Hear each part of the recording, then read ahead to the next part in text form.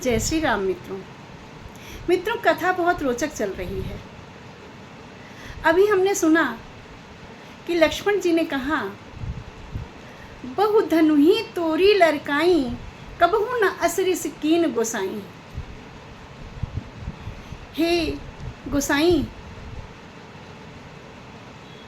आपने कभी ऐसा क्रोध नहीं किया। मैंने लड़कपन में, मैंने बचपन में बहुत सारी धनुइयाँ तोड़ दी। अब धनुइयाँ क्या होती हैं? छोटे छोटे धनुष बना करके जो बच्चे खेलते हैं उन्हें हम धनुइयाँ कहते हैं। लेकिन ये कोई धनुइयाँ तो नहीं थी ना, ये तो बहुत विशिष्ट आयुध था, पिनाक था शिव जी का, बहुत ही ज़्यादा महत्वपूर्ण था।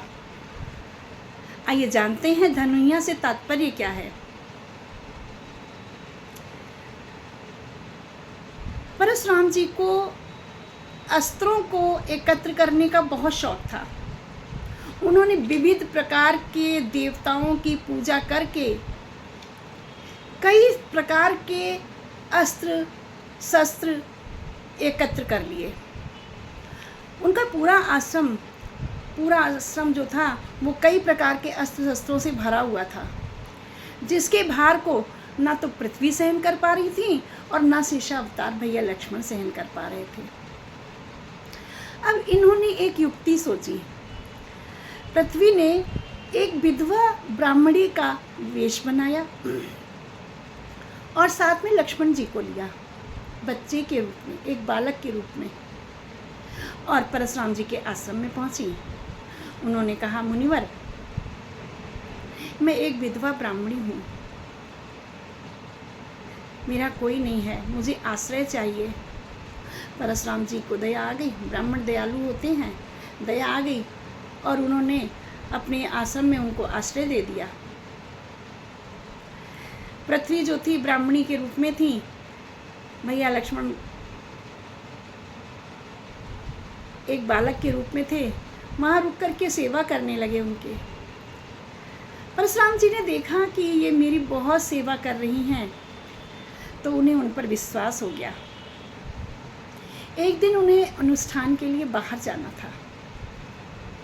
उन्होंने पृथ्वी को बुलाकर कहा कि माता जी, मैं जा रहा हूँ अनुष्ठान के लिए, तुम आश्रम की देखभाल करना। ब्राह्मणी ने कहा, जो आज्ञा आपकी वो शिरोधार्य है। जब परशुराम जी चले गए तो लक्ष्मण जी ने उनके सारे आयुध तोड़ डाले, लेकिन उसमें पिनाक भी था। पिनाक को नहीं तोड़ा, क्योंकि शेषावतारी हैं, अवतार हैं, उन्हें पता है कि इस पिनाक को तोड़ करके ही श्री रामचंद्र जी का विवाह होगा, तो सिर्फ पिनाक नहीं तोड़ा। परशुराम जी जब लौट कर आए, उन्होंने अपने सारे आयुधों को, सारे अस्त्र शस्त्रों को टूटा हुआ पाया तो बहुत क्रोधित हो गए। बोले कि ये तो सारे जो अस्त्र शस्त्र थे ये दिव्य मंत्रों से मंत्रित थे, अभिमंत्रित थे, इन्हें तो कोई तोड़ ही नहीं सकता है, फिर ये कैसे टूट गए। बहुत कुपित हुए पृथ्वी पर और उन्होंने कहा, तुम कौन हो? अपने असली रूप में आओ, अन्यथा मैं तुम्हारा वध कर दूंगा।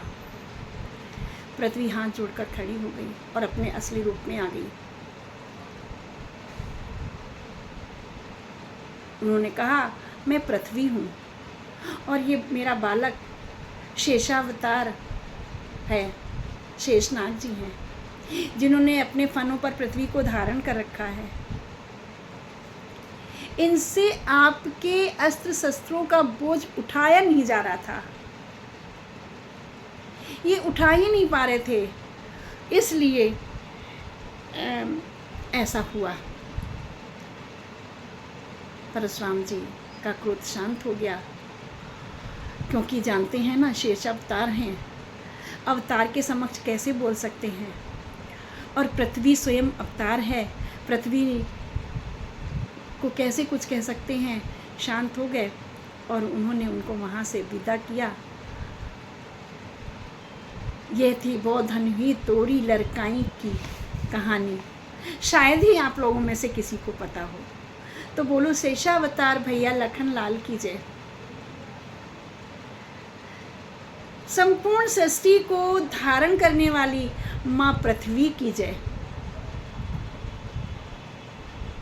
मेरे साथ इसी प्रकार की अन्य गूढ़ कहानियों को और गूढ़ कथा को सुनने के लिए मेरे साथ बने रहिएगा। आप सभी का आभार है। जय श्री राम। आगे चलते हैं फिर हम परशुराम लक्ष्मण संवाद की ओर कि क्या हुआ।